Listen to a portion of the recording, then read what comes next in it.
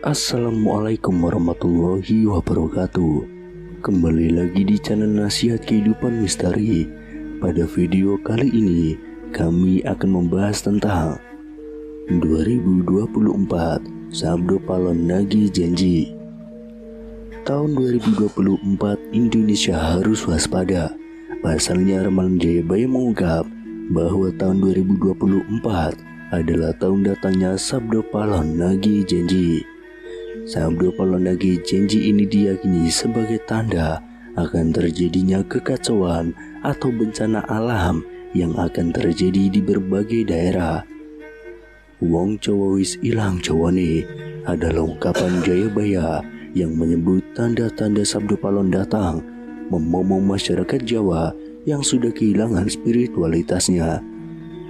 Berdasarkan ramalan Jayabaya mengungkapkan bahwa masyarakat Jawa menunggu datangnya masa Sabdo Palon Nagi Janji, kemudian kekacauan merajalela di mana-mana. Tercatat dalam ramalan Jayabaya, dalam surat Sabdo Palon Pupu 4 bersumpah akan muncul kembali sebagai pemomong tanah Jawa setelah 500 tahun runtuhnya kerajaan Majapahit. Apabila dihitung 500 tahun dari kerajaan Majapahit runtuh, yaitu pada tahun 1478, maka ramalan datangnya masa Sabdo Palon Nagi Janji jatuh pada tahun 2020 hingga tahun 2024. Pertanda meletusnya Gunung Merapi yang dijelaskan dalam Pupuh 5 dalam surat Sabdo Palon yang berbunyi, Kulon damel pratondo, pratondo tembayang mami hardi Merapian jepluk midi lahar, lindu pengpitu setino, kaline banjir bandang, yang artinya saya akan membuat pertanda sebagai janji teguh saya apabila Merapi sudah meletus mengeluarkan lahar dan terjadi gempa bumi 7 kali dalam sehari serta banjir bandang akan datang. Dalam surat Sabdo Palon Pupuh 13 disebutkan akan ada ombak menggadaratan yang artinya merujuk pada sebuah bencana tsunami. Berdasarkan Pupuh 11 dalam surat Sabdo Palon disebutkan panggeblu engkang pinangkung lelorong ngombro-ngombro enjang sugeng sonten praloyo, yang artinya akan datang wabah mengerikan merajalela di mana-mana. Paginya orang-orang masih hidup, sorenya banyak yang mati. Selain itu akan ada juga kejadian sosial di mana perpolitikan akan memanas di tanah Jawa sehingga Indonesia menjadi carut marut. Hal tersebut lantaran adanya egosentrisme dan eksploitasi yang semakin parah. Disebutkan juga oleh Sabdo Palon bahwa moral masyarakat Jawa banyak yang rusak. Dalam ramalan Jangka Jayabaya bahwa masa Sabdo Palon Nagi Janji ini akan terus menimbulkan kejadian alam dan sosial yang bakal terjadi secara terus-menerus hingga tahun 2056 berdasarkan hitungan waktu yang sudah diperkirakan. Tidak hanya tentang wilayah Pulau Jawa yang disebutkan oleh Sabdo Palon dalam ramalan Jangka Jayabaya, tapi masa Sabdo Palon meliputi satu Nusantara atau Indonesia. Itu artinya dari Sabang sampai Merauke diramalkan sama-sama akan mengalami kejadian bencana alam dan sosial yang sama. Datangnya rentetan peristiwa tersebut akan terjadi secara beruntun atau silih berganti dan tidak menentu. Perlu diketahui, Sabdo Palon merupakan tokoh legendaris, pandita, penasihat kerajaan Majapahit, penguasa terakhir yang beragama Buddha dari kerajaan Majapahit di Pulau Jawa. Beberapa ramalan Jayabaya terbukti pada beberapa dekade terakhir.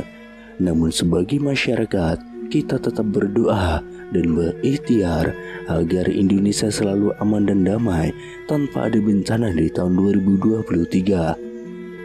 Sabdo Palon Nagi Janji ini berawal saat Pulau Jawa dikenal angker pada zaman dahulu, hingga Syekh Subakir yang diutus untuk menyebarkan agama Islam harus menghadapi tantangan hingga membuat perjanjian Sabdo Palon dengan roh halus penguasa wilayah yakni Ki Semar Badranaya. Perjanjian Sabdo Palon itu dibuat sebagai kesepakatan antara Syekh Subakir yang datang menyebarkan agama Islam ke Pulau Jawa yang terkenal angker dengan roh halus penguasa wilayah, yakni Ki Semar Badranaya. Diceritakan pada masa dahulu, Pulau Jawa terkenal angker yang dikuasai roh halus Ki Semar Badranaya. Kedatangan Syekh Subakir yang diutus oleh Sultan Turki, Sultan Muhammad I, untuk syiar agama Islam. Setelah keduanya terlibat pertempuran dan sama-sama kuat, Syekh Subakir dan Ki Semar Badranaya akhirnya membuat kesepakatan melalui sebuah perjanjian yang disebut Sabdo Palon. Namun kedatangan Syekh Subakir dalam melakukan syiar Islam di Pulau Jawa saat itu harus mendapat rintangan hingga harus membuat perjanjian dengan Ki Semar Badranaya sebagai roh halus sebagai dahyang atau penguasa wilayah tanah Jawa. Syekh Subakir dikenal sebagai orang yang berhasil menumbali Pulau Jawa yang terkenal angker dan wingit pada dahulu kala. Saat itu Sultan Turki, Sultan Muhammad I, mendapatkan petunjuk untuk melakukan penyebaran Islam di Pulau Jawa, sebuah tempat di tanah Jawa yang dalam pengaruh magis begitu kuat.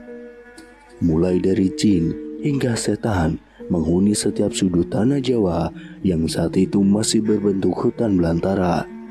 Diutuslah rombongan para alim ulama untuk mendatangi Pulau Jawa guna melakukan syiar Islam. Namun alangkah terkejutnya Sultan Muhammad I karena hampir seluruh rombongan tersebut tewas akibat perbuatan para lelembut penduduk tanah Jawa yang tidak mau menerima ajaran Islam. Namun petunjuk harus dijalankan sehingga utusan berikutnya dikirim ke Pulau Jawa yang angker itu.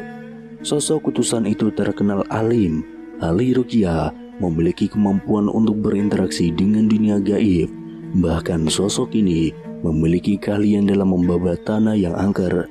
Dialah Syekh Subakir yang memiliki nama asli Syekh Tambu Ali bin Syekh Bakir, berasal dari tanah Persia atau yang sekarang lebih dikenal dengan negara Iran, yang langsung berlayar ke Pulau Jawa atas perintah Sultan Muhammad I.